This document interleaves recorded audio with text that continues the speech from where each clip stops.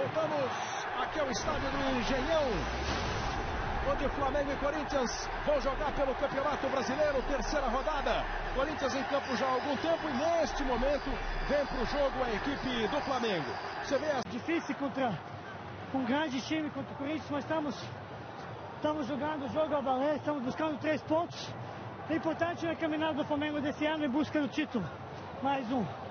Obrigado à torcida por comparecer, obrigado ao Flamengo por ter me preparado esse tipo de homenagem, ter me homenageado tanto que os jogadores têm como é nome. Ronaldinho me deu a faixa de capitão.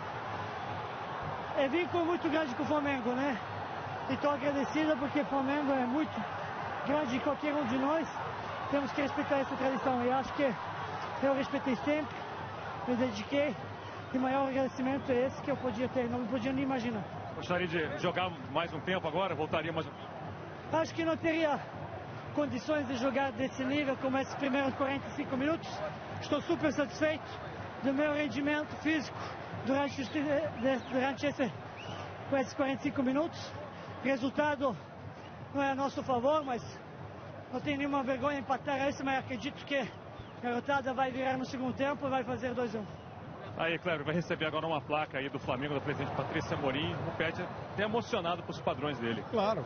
E foi preciso, como sempre, né? Não tem mais condições para jogar como jogou esses 45 minutos com essa intensidade. Começou no Estrela Vermelha de Belgrado, Sevilha, Real Madrid e uma bela passagem aqui pelo futebol brasileiro, se despedindo hoje, sendo homenagem hoje, Petkovic. Petkovic agora é homenageado recebendo uma placa da presidenta do Flamengo. Patrícia Amorim, mostra a torcida.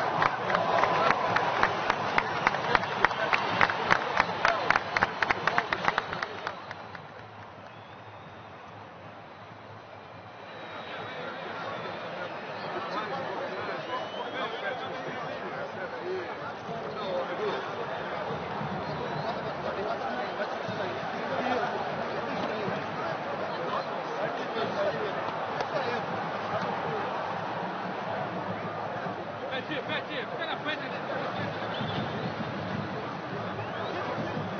Ô Bruno, lá na frente, Bruno.